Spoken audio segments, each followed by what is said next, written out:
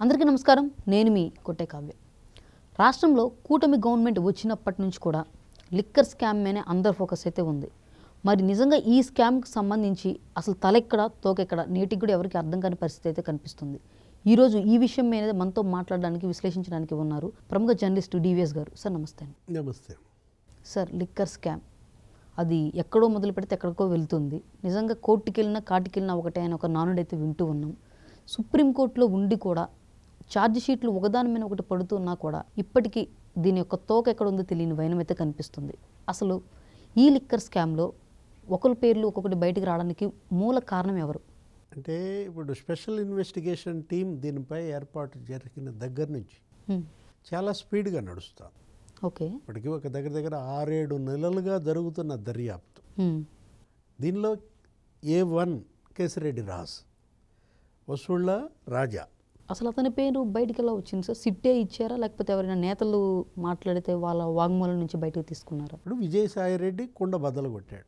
Okay, ఏది మీరు చెప్పినట్టుగా అసలు విజయసాయిరెడ్డి ఆయన మరి గతంలో ఏదో గుంటూరులో వేరే విచారణకు హాజరై కర్త కర్మ క్రియ కేసిరెడ్డి రాజ్ అని మీడియాతో చెప్పిన దీంట్లో ఇది బయటకు వచ్చింది. ఓకే, మద్యం కుంభకోణం కర్త కర్మ క్రియ కేసిరెడ్డి రాజ్ అన్నాడు, జగన్మోహన్ రెడ్డికి ఏం తెలియదు అన్నాడు. అంటే ఏంటి, సగం చెప్పాడు సగం మింగాడు. మొత్తం అదంతా అతని మీదకు దోశాడు.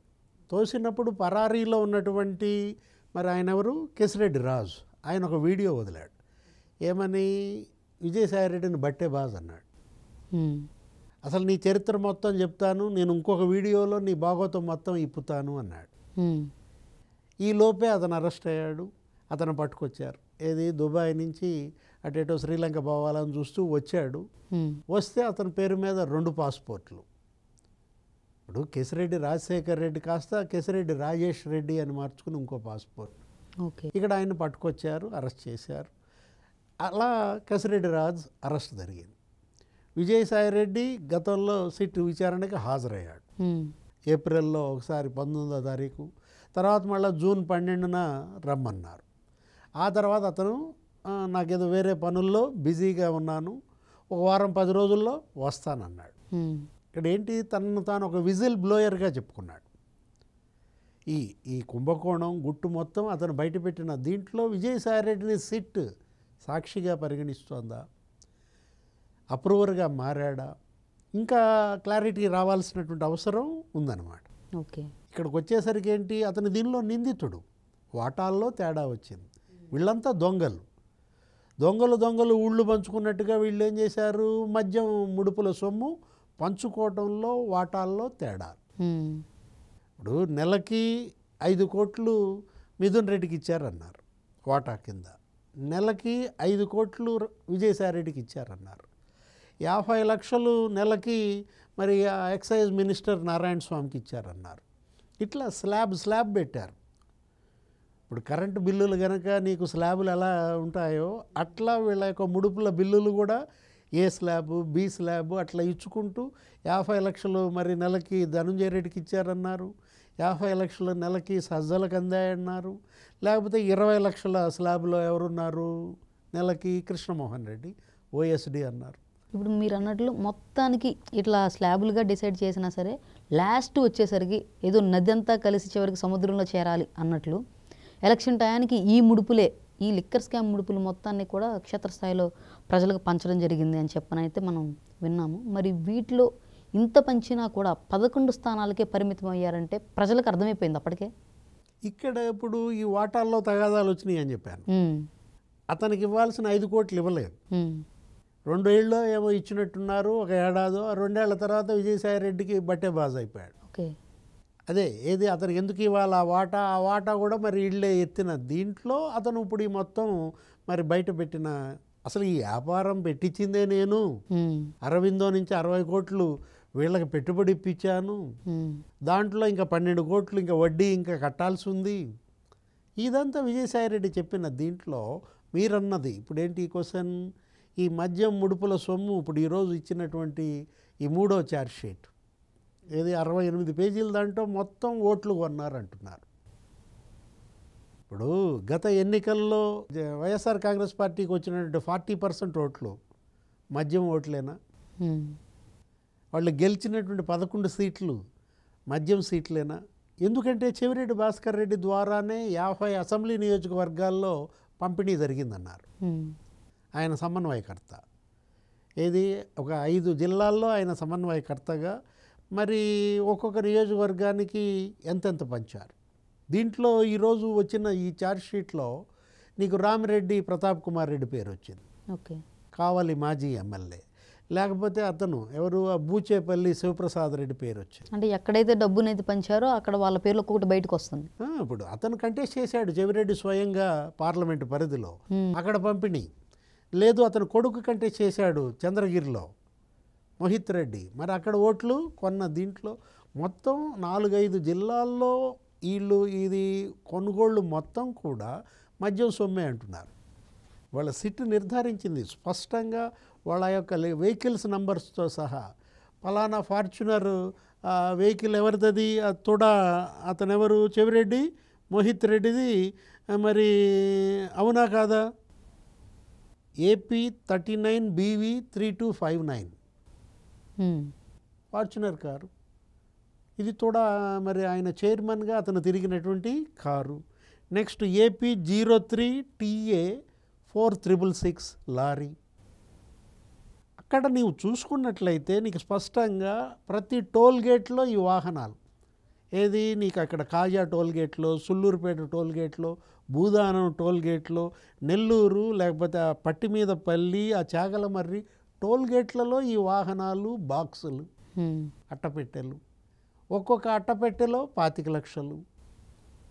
ఒక్కొక్క ట్రిప్కి వీళ్ళు 9 నుంచి 12 కోట్లు తీసుకెళ్లారు అని ఎవరిచ్చారు వాంగ్మూలం? అక్కడ ఉన్నటువంటి ఆ den incharge, Tadepalli den landmark apartment incharge. ఈ వాహనాలు హైదరాబాద్ నుంచి ఆంధ్రప్రదేశ్కి ఎన్ని మాటు తిరిగాయి. హైదరాబాదులో పలానా ORR పక్కన ల్యాన్సమ్ ఎటనా అపార్ట్మెంట్, లేకపోతే ఇక్కడ బంజారా హిల్స్లో ఈ క్రిష్ వ్యాలీ అపార్ట్మెంట్. స్పష్టంగా ఆ అపార్ట్మెంట్లు ఎవరివి? అక్కడ మరి సైఫన్, లేకపోతే సైఫ్ అహ్మద్, సైఫను, లేకపోతే ఇతనెవరు వెంకటేష్ నాయుడు. వాళ్ళ యొక్క వీడియోలు బయటకు వచ్చాయి కదా. ఎవరో ఒక అతను. ఇన్ని ఆధారాలు ఇన్ని బయటకు వచ్చినా సరే చివరికి ఫలానా బడా తలకాయ బడా నేత వాళ్ళు అరెస్ట్ అని చెప్పని మనం వార్తలు అయితే వింటూ ఉన్నాము. నిజంగా ఈ ఆరోపణలన్నిటి మధ్యలో కూడా వైసీపీ నేతలు ఇంకా ధైర్యంగా చెప్తున్నారు ఏమని, మీరు ఎవ్వరు ఎన్ని నేతలు అని ఇలా పెట్టుకున్నా సరే జగన్ని టచ్ కూడా చేయలేరు అంటున్నారు. మరి దాన్ని ఏమంటే నిండా మునిగినాడికి చలేము. వీళ్ళు మునిగింది ఎందులో? గంగలో కాదు, మద్యంలో. ఇప్పుడు మద్యంలో నిండా మునిగారు, బాగా వేడిగా ఉందా? అంటే ఒకటి ఇక్కడ తీసుకోవాల్సింది, మనం చర్చించాల్సింది, జనం రక్తం పీల్చారు, మళ్ళా ఓట్లు కొని రక్తం ఎక్కించారా? అంటే ఒక రక్త పిపాసులు 11కు పరిమితం అయ్యారు. బాధితులమ్మా వాళ్ళు. వాళ్ళంతా ఈ జే బ్రాండ్స్ బాధితులు. ఇప్పుడు ఇదొక హ్యూమన్ ట్రాజడీ. వివేకానంద రెడ్డి ఒకడనే కిరాతకంగా నరికి చంపారు. ఇది 1,00,000 మందిని సామూహికంగా చంపేశారు. ఈ 40% ఓట్లన్నీ కూడా అలాగొచ్చేసినవి. అంతే కదా. ఇప్పుడు ఏది వాళ్ళ నమ్మి జగన్మోహన్ రెడ్డికి అధికారం ఇస్తే అతను ఏ విధంగా మరి ప్రజల ప్రాణాలు తీశాడు. వాళ్ళ బాధితులంతా ఏకమై తెచ్చుకున్న ప్రభుత్వంగా దీన్ని చూడాలి. ఆ రోజు ముఖ్యమంత్రి చంద్రబాబు కూడా ఫస్ట్ అసెంబ్లీలో ఆయన మాట్లాడుతూ ఏమన్నాడు, మీలో కేసులు లేని వాళ్ళు ఎవరో మరి లేచి నుంచోండి అంటే 3-4 లేచి నుంచున్నారు. అంటే అంతమందిపై కేసులు పెట్టారు. అంటే ఇది బాధితుల సభ, అది ఏది శాసనసభ. అసలు జగన్మోహన్ రెడ్డి అతని వల్ల బాధింపబడని కుటుంబం లేదు, వ్యక్తి లేదు అని కదా వీళ్ళు ఎన్నికల ప్రచారంలో చేసింది. తూర్పుగోదావరి జిల్లాలో ఆ 5 ఏళ్లలో బిట్వీన్ 35 to 45 ఏజ్ గ్రూప్ నీకు 7,000 మంది చనిపోయారు కేవలం మద్యం వల్ల. జే బ్రాండ్స్ తాగటం వల్ల 7,000 మంది ఒక ఈస్ట్ గోదావరిలో చనిపోయారని Aarogyasri medical and health report. కానీ వాటన్నిటికీ కూడా ఆ డిస్టిలరీస్ మొత్తానికి కూడా పర్మిషన్ ఇచ్చింది అంతకు ముందు ప్రభుత్వంలో ఉన్నటువంటి చంద్రబాబు గారే అని అంటున్నారు. అంటే యూవి డిస్టిలరీస్ ఎక్కడది? అదాన్ డిస్టిలరీస్ ఎక్కడది? ఇప్పుడు అదాన్ డిస్టిలరీస్ విజయసాయిరెడ్డిది, ఆయన యొక్క అల్లుడు పెనికే రోహిత్ రెడ్డి పెట్టాడు అన్నారు. లేకపోతే యూవి డిస్టిలరీస్, యు అంటే ఉపేందర్, వి అంటే విజయేందర్ రెడ్డి, ఫలానా వర్ధమాన్ ఇంజనీరింగ్ కాలేజీ, అక్కడెక్కడో సుచరితాన ఏంటో అది, అక్కడ ఫామ్ హౌస్లో మరి నోట్ల కట్టలు, అట్టపెట్టెలు, వీడియోలు బయటకు వచ్చాయి కదా. 11 కోట్లు ఏమో స్వాధీనం చేసుకున్నారు కదా. అంటే ఏదో ఒక గుడ్డ గాల్చి ముఖాన్ని వేస్తే కాదు కదా. డిస్టిలరీలన్నీ పర్మిషన్ ఇచ్చిన చంద్రబాబు అంటే అసలు లేని డిస్టిలరీలని నువ్వు పుట్టించావు, ఉన్న డిస్టిలరీలని సబ్లీజ్కి తీసుకున్నావు, బెదిరించావు. ఇప్పుడు డిస్టిలరీల యజమానులు ఇచ్చిన వాంగ్మూలాలే ఇవన్నీ. ఓకే, ఇప్పుడు సిట్ ఇచ్చినటువంటి ఈ దర్యాప్తులో మొత్తం వాళ్ళే ఇవాళ సాక్షులుగా మారారు. ఎవరైనా జయరాముడు, అప్పుడు ఆ జయరాముడు అనే అతను ఆ SVS foods and beverages limited CMD, అతనికి ఫోన్ చేసి బెదిరించింది ఎవరు? 400 కోట్లు బంగారం అడిగింది ఎవరు? ఇప్పుడు వాళ్ళ CFO, chief finance officer Nallappan Muthappan, అతనికి ఫోన్ చేసి బెదిరించింది ఎవరు?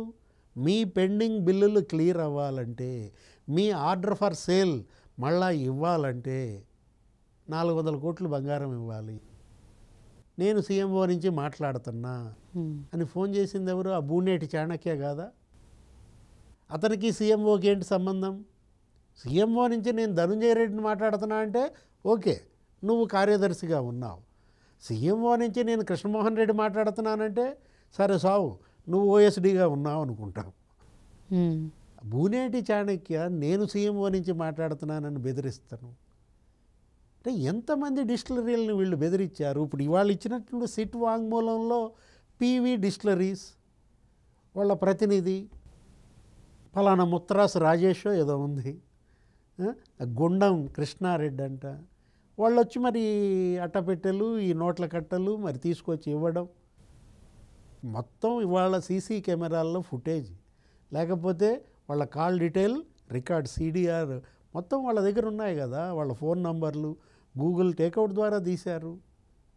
ధనుంజయ రెడ్డి ఫోన్ నంబరు మరి వెంకటేష్ నాయుడు ఫోన్ నంబరు ఒకే చోట ఎలా చూపిస్తున్నాయి? నువ్వు ఐఏఎస్వి, అతను ఒక నేరస్తుడు, మీరిద్దరూ పలానా జూబ్లీ హిల్స్ క్లబ్ దగ్గర మీరు ఎందుకు కలిశారు?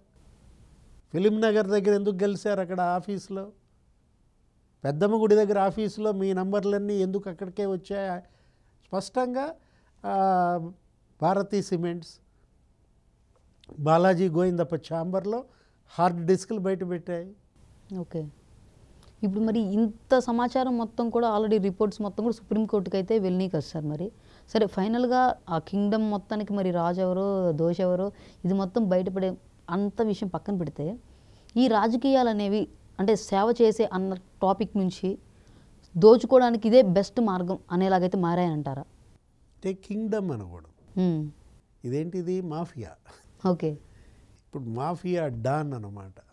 ఇప్పుడు ఇవాళ ఏదో అబూ సలేమో లేకపోతే అక్కడ ఉన్నటువంటి ఆ ముంబై మాఫియా డాన్ అని అంటుంటారు, దావూద్ ఇబ్రహీం, వాళ్ళు ఎందుకు పనికిరారు? వీళ్ళ ముందు పోల్చుకుంటే ఇవాళ వాళ్ళను మించినటువంటి దోపిడీ, బెదిరింపులు, అక్రమ వసూళ్ళు. వాళ్ళకి నిజంగా వీటి రాజకీయాలు ఇంత వస్తుందని తెలిస్తే వాళ్ళు కూడా పార్టీ పెట్టేసి పోటీ చేసేవాళ్ళే కదా. మరి విజయ్ మాల్యా పిచ్చోడు పారిపోయి లండన్లో దాక్కున్నాడు. ఇప్పుడు ఆయన్ని మించిన లిక్కర్ డాన్ లేడు కదా. మొత్తం మద్యం వ్యాపారం అంతా అయిందే కదా. ఆయన ఏదో 8,000 కోట్లు ఏదో బ్యాంకులకు ఎగ్గొట్టానని చెప్పి అక్కడ పోయి దాక్కున్నాడు. ఇవాళ విజయ్ మాల్యా పార్టీ పెడితే ఈ పార్టీ కర్ణాటక సీఎం అయిపోయి ఉండేవాడు. ఆ లలిత్ మోడీయో లేకపోతే నీరవ్ మోడీయో వాళ్ళు కనుక పార్టీ పెట్టుంటే శుభ్రంగా గుజరాత్, మహారాష్ట్ర సీఎంలు అయ్యేవాళ్ళు. జగన్మోహన్ రెడ్డి కొన్ని తెలివితేటలు వాళ్ళకి లేవు అనుకుంటా. అంటే తన తండ్రి అధికారంలో ఉండగానే, అంటే ఆయన ఒక స్థాయిలో అంచెలంచెలో వెదుగుతున్న క్రమంలోనే కొన్ని వేల కోట్లు ఈయన అప్పటికే స్టార్ట్ చేశారన్న ఆరోపణలు ఉన్నాయి. సో ఇదే ఇంటెన్షన్తో నాకే అధికారం ఉంటే ఇంకా ఎంతైనా సరే నేను సంపాదించుకోగలను, నేను చేయగలను, మీరు అన్నట్లు అది నేను కింగ్డమ్ అన్నాను లేకపోతే మీరు మాఫియా అన్నారు, ఏదైనా సరే ఒకటి సృష్టించుకోవచ్చు అన్న మెయిన్ మోటివ్తోనే పాలిటిక్స్లోకి ఎంట్రీ ఇచ్చారంటారు. అంటే ఒక రకంగా చెడు కూడా ఆడటం. వ్యవస్థతో కబడ్డీ ఆడుకున్నాడు. ఏది వ్యవస్థలో లోపాలు, ఇక్కడ ఉన్నటువంటి న్యాయ వ్యవస్థలో లోపాలు, లేకపోతే ఆ ప్రభుత్వ వ్యవస్థ డొల్లతనం, దర్యాప్తు సంస్థల వైఫల్యం. జగన్మోహన్ రెడ్డికి ఏంటంటే ఒక ఫుట్బాల్స్గా మారాయి. బంతి ఆట ఆడాడనమాట. ఏంటి అతను నేరగాడే కాదు, గొప్ప క్రీడాకారుడు. ఒక రకంగా చెప్పాలంటే అతను నేరగాడే కాదు, మామూలు ఇంటెలిజెంటా. అసలు ఆర్గనైజ్డ్ క్రైమ్కి అతనే పితామహుడు, ఆర్గనైజ్డ్ కరప్షన్కి అతందే పేటెంట్. తండ్రి ముఖ్యమంత్రిగా క్విడ్ ప్రోకో 1.0, పెట్టని కంపెనీ, యంత్రాలు లేవు, పరికరాలు లేవు, అసలు ఎక్కడ భూమి పూజ జరగలేదు, కట్టుబడి జరగలేదు. 10 రూపాయల షేరు 1440కి అమ్మాడు, 10 రూపాయల షేరు 300కి అమ్మాడు. దాని వెనుక బ్రిలియంట్ మాస్టర్ మైండ్ ఎవరిది? విజయసాయిరెడ్డి.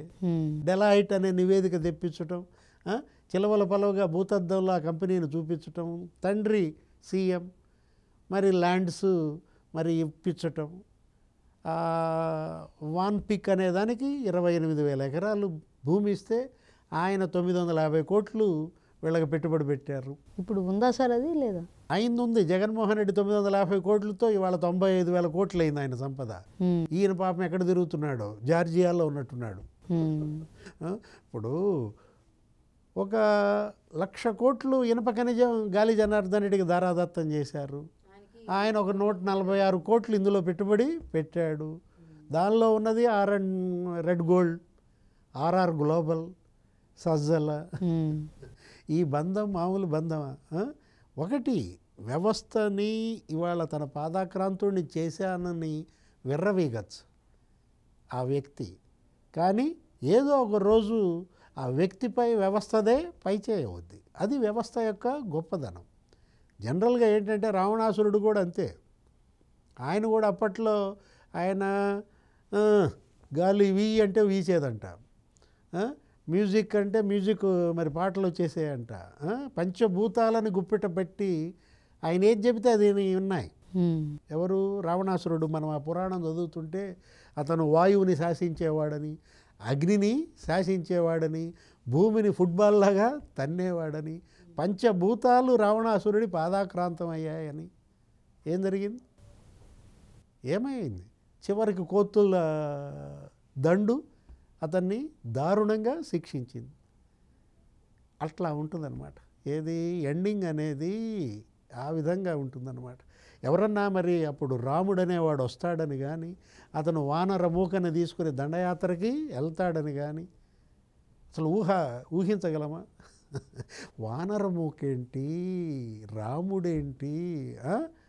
అంటే every dog has a day. Okay sir, thank you sir. నమస్తే.